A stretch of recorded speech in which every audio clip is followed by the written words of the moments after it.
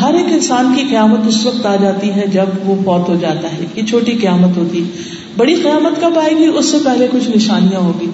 سب سے پہلے یہ ہے کہ امام مہدی آئیں گے, دجال آئے گا, پھر اس کے بعد حضرت عیسیٰ علیہ السلام آئیں گے جو دجال کو قتل کریں گے, پھر اس کے بعد یاجوج ماجوج آئیں گے, پھر یاجوج ماجوج ختم ہوں گے, پھر عیسیٰ علیہ السلام کی وفات ہوگی, اور پھر اس کے بعد 10 اور نشانیاں سامنے آئیں گی.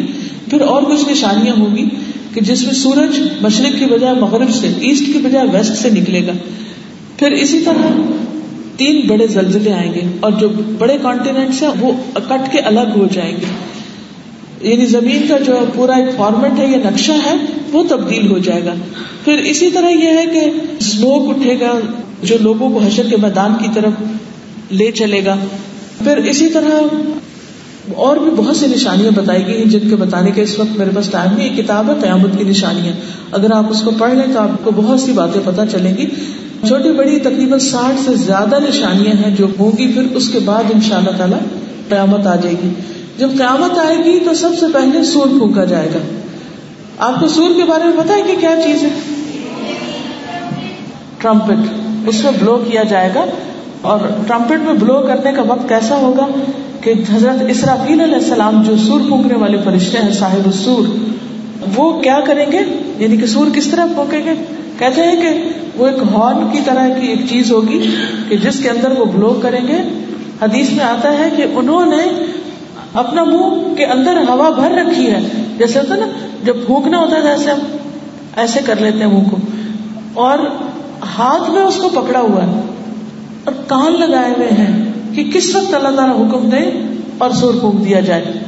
تو اللہ سبحانہ و تعالیٰ کے حکم سے وہ سور پھونکیں گے, اور سارے زندہ لوگ جو بھی دنیا میں ہوں گے وہ سارے کے سارے فوت ہو جائیں گے, اور وہ سخت گھبراہٹ کا وقت ہوگا. سور پھونکنے کے بعد کیا ہوگا؟ صرف انسان نہیں بن جائیں گے بلکہ ساری مخلوق ختم ہو جائے گی. سمندروں کی آگ بھڑک اٹھے گی, یعنی جتنے بھی بڑے بڑے اوشنز ہیں یا سمندر ہیں وہ اذا البحار فجرت, بھڑک اٹھیں گے, پھٹ جائیں گے. پھر اسی طرح جانور سارے اکٹھے کر دیے جائیں گے. زمین پر شدید قسم کے زلزلے آ رہے ہوں گے, اور پہاڑ اپنی جگہ سے چل پڑیں گے. پہاڑ کیسے ہو جائیں گے؟ دھنی ہوئی روئی کی طرح, رنگین روئی کی طرح ہو جائیں گے.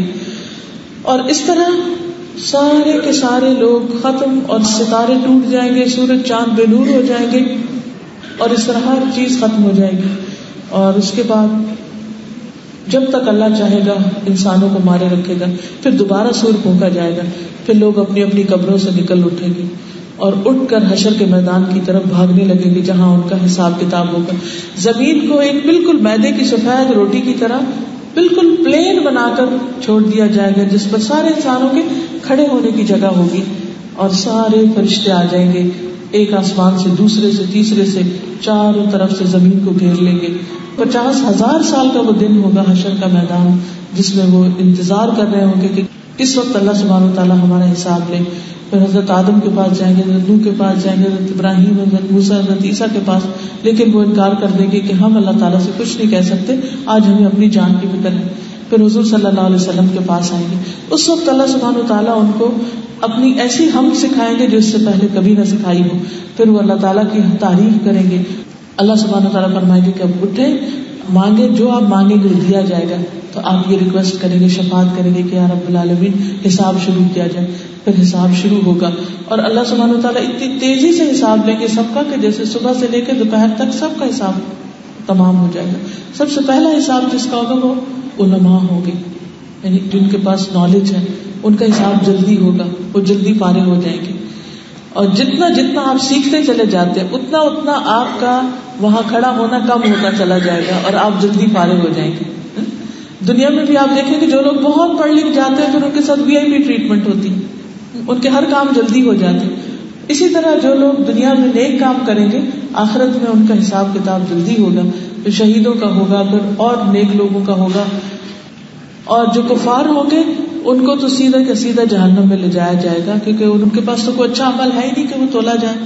بہرحال پھر اس کے بعد جو جس چیز کو ڈیزرو کرتا ہوگا اس کے مطابق جنت میں جائے گا. حساب کے بعد لوگ نبی صلی اللہ علیہ وسلم کے پاس حوض کوثر پہ جائیں گے اور وہاں پر پانی پئیں گے، کیونکہ اتنی سخت پیاس لگی ہوگی سب کو، سخت گرمی اور تھکاوٹ کا دن ہوگا، ہر کوئی اپنے اپنے پسینے میں ڈوبا ہوا ہوگا. وہاں سے فارغ ہو کر پھر پلسرات آئے گا. پلسرات پر جب جائیں گے تو امانت اور صلہ رحم بھی کھڑے ہوں گے اور بڑے بڑے اس کے اوپر کانٹے لگے ہوئے ہوں گے. کچھ لوگ آنکھ جھپکنے کی دیر سے گزر جائیں گے، کچھ لوگ بجلی کی رفتار سے گزریں گے، کچھ تیز ہوا کی طرح، کچھ اونٹ بھاگنے کی طرح، کچھ خود اپنے بھاگنے کی طرح، کچھ چل رہے ہوں گے، کچھ گھسٹ رہے ہوں گے. اور جو لوگ ان میں سے رشتہ داروں کے ساتھ تعلق کاٹ کے رکھتے ہیں اور امانت میں خیانت کرتے ہیں، اپنی ڈیوٹی پوری نہیں کرتے، اپنی ذمہ داریاں نہیں نبھاتے، ان کو وہ کانٹے جو ہے نا پکڑ کے جہنم میں پھینک دیں گے، وہ آگے نہیں جانے دیں گے اور جب تک وہ سزا نہیں بھگت لیں گے وہاں سے نکلیں گے نہیں. بہرحال جب لوگ پلسرات پار کر کے چلے جائیں گے تو آگے پھر ایک کنترا آئے گا، ایک اور چھوٹا برج آئے گا. اس برج پر کھڑے ہوں گے اور وہاں پر یہ سب اب جنت میں جانے والے لوگ ہیں، لیکن ابھی بھی ان کا حساب چکایا جائے گا، حقوق العباد کا حساب ہوگا. آپس میں ایک دوسرے کے لین دین ہوں گے، اس کی نیکیاں اس کو دی جا رہی، اس کی اس کو. اب اگر دنیا میں کوئی کسی کی غیبت کرتا ہے تو بے شک بہت نیک انسان اور اس کے پاس پہاڑوں برابر نیکیاں، لیکن جس کی غیبت کی اس کو اپنی نیکی دینی پڑے گی، اللہ یہ کہ وہ معاف کر دے. بہرحال وہ معافی تلافی ہوگی، پھر ایسا ایسا پھر جنت کی طرف نکلیں گے، سب کے دل دھو دیے جائیں گے، سب آپس میں بھائی بھائی بن جائیں گے. پھر نبی صلی اللہ علیہ وسلم سب سے پہلے انسان ہوں گے کہ جو جنت کا دروازہ کھٹکھٹائیں گے اور پھر جنت کا داروغہ کہے گا کہ ہاں مجھے حکم دیا گیا تھا کہ آپ سے پہلے کسی کے لیے دروازہ نہ کھولے. پھر دروازہ کھلے گا، پھر سب لوگ جنت میں داخل ہو جائیں گے اور ہمیشہ ہمیشہ کے لیے وہاں رہنے لگیں گے. اور اسی طرح جو برے لوگ ہوں گے ان کو جہنم میں پھینک دیا جائے گا. جہنم کے 7 دروازے ہیں اور جنت کے 8 دروازے ہیں. کچھ لوگوں کو جنت کے ہر دروازے سے آواز آئے گی اور کچھ لوگ ایسے ہوں گے کہ جن کو جہنم میں ان کے اعمال کے مطابق ان کے دروازے سے گزار کر اس لیول پر ان کو بھیج دیا جائے گا. تو پیاری بیٹیوں، پیاری بہنوں، یہ ہے وہ دن جو ہم سب پر آنا ہے، جس سے ہم بھاگ سکتے نہیں. اس کی تیاری ہمیں آج کرنی چاہیے.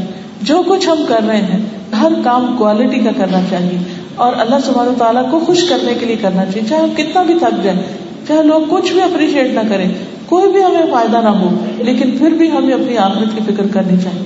اور اس کے لیے سب سے پہلی چیز جس کا حساب ہوگا وہ نماز ہوگی. اپنی نمازوں کی پابندی اور اس کو پوری اچھی طرح سیکھ کے وضو کیسے کرتے ہیں، نماز کی شرائط کیا ہے، کن چیزوں سے نماز نہیں ہوتی، ان سب چیزوں کو اچھی طرح سیکھ لیں